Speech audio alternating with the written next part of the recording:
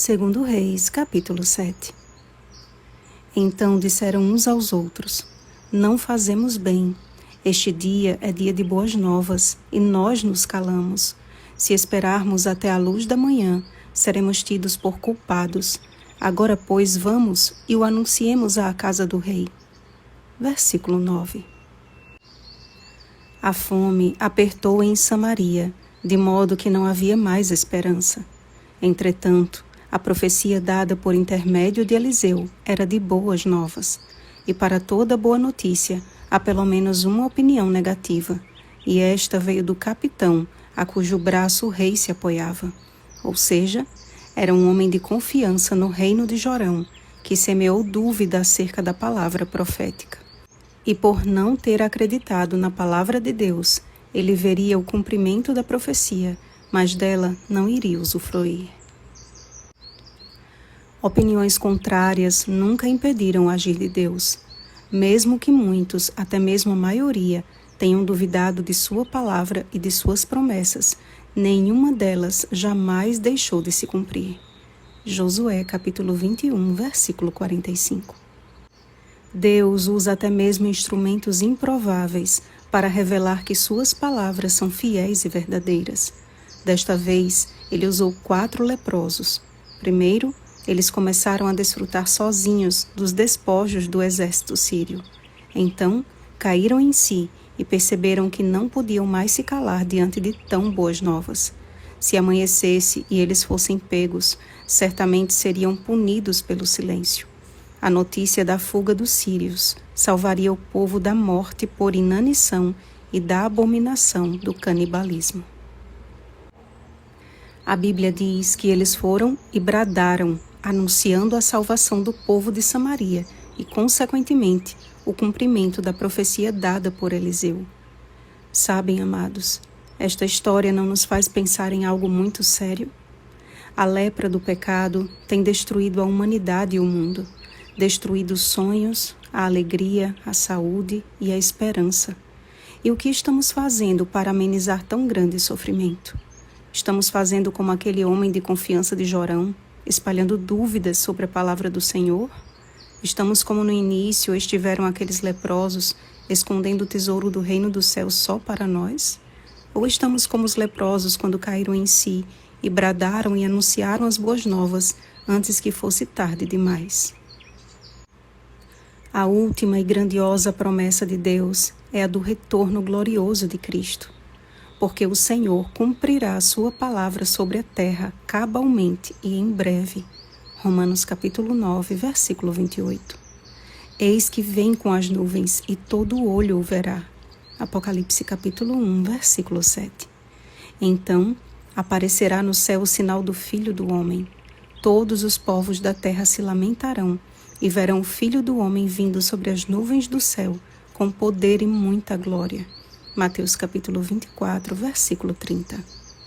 Assim como o capitão de Israel, muitos só contemplarão, mas não desfrutarão da salvação, porque fecharam o coração para os apelos do Espírito Santo, rejeitando as profecias. Outros que conheciam as boas novas, mas não as compartilhou, também serão tidos por culpados. Se você, por exemplo, soubesse que o seu vizinho está correndo risco de morte, você não alertaria? E por que damos tão pouca consideração à missão que envolve vida ou morte eterna? Por que tanta apatia espiritual, quando deveria haver uma fervorosa busca pela plenitude do Espírito Santo? Cristo nos deixou a missão que deve ser a nossa maior prioridade nesta terra. Ide, portanto, fazei discípulos de todas as nações, batizando-os em nome do Pai, e do Filho, e do Espírito Santo. E deixou uma promessa a todo aquele que busca cumpri-la. E eis que estarei convosco todos os dias, até a consumação do século. Mateus capítulo 28, versículos 19 ao 20. A grande prova final está chegando e não vai tardar. É preciso estar pronto para resisti-la. Os que não aproveitaram as oportunidades, com a adormecida consciência da morte iminente, trocaram a verdade pelo erro para desfrutar de uma falsa segurança que os levará a confiar no primeiro engano. Certamente não morrereis. Gênesis capítulo 3, versículo 4. Como aqueles leprosos foram atalaias para a salvação da casa de Israel, hoje somos atalaias para o Israel espiritual de Deus. Leia Gálatas capítulo 6, versículo 16. Mesmo que cansados e machucados pelo grande conflito em que estamos envolvidos, pela fé podemos erguer nossos olhos acima deste mundo escuro e contemplar aquele que prometeu estar conosco na missão de salvar. Quando Deus diz ao ímpio, certamente morrereis, e não nos importamos em alertá-lo e adverti-lo, o sangue deste ímpio cairá sobre nós no juízo final. Ezequiel capítulo 3, versículo 18. A verdadeira piedade habita em todo o coração que confia em Deus e nele se refugia. Na mais humilde alma, há o mais genuíno poder e o maior amor pela missão. Viver para salvar é viver para amar e amar para sempre. E isso deve começar em nosso coração, do nosso coração para nossa casa e de nossa casa para o mundo. Assim como Israel padecia de fome, o mundo padece pela falta de esperança. Todo filho do reino celestial deve ser arauto do Senhor, anunciando as boas novas de salvação em Cristo Jesus. A verdadeira compreensão das Escrituras, aliada a uma vida de oração, eis o que norteará o povo de Deus na jornada rumo à eternidade. Algo que só será revelado aos humildes de espírito, que temem a Deus e reconhecem que sem a esclarecedora voz do Espírito Santo é impossível adentrar na intimidade do Pai e conhecer-lhe o caráter imaculado. Pois a intimidade do Senhor é para os que o temem, aos quais ele dará a conhecer a sua aliança. Salmo 25, versículo 14. Assim como a notícia dada a Israel, precisamos bradar e anunciar ao mundo com nossa voz e com nossa vida. Está perto o grande dia do Senhor. Está perto e muito se apressa. Atenção! Sofonias capítulo 1, versículo 14. Oremos, amados.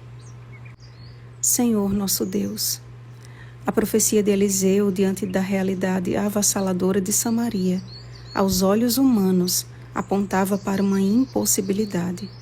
E o Senhor não agirá de forma diferente nesses últimos dias, pois bem diante de nós há profecias preditas na Tua palavra que muitos têm considerado impossíveis de se cumprir ou que iriam demandar muitos anos para serem cumpridas.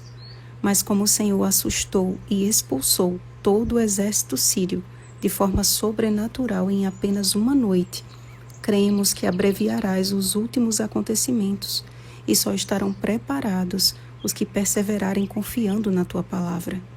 Por isso, Pai, continuamos clamando pelo Espírito Santo em nossa vida, para que sejamos Teus atalaias, apressando a vinda do nosso Redentor. Em nome dele nós te oramos. Amém. Vigiemos e oremos. Bom dia, arautos do segundo advento. Oremos pelo batismo do Espírito Santo. Oremos uns pelos outros. Rosana Garcia Barros.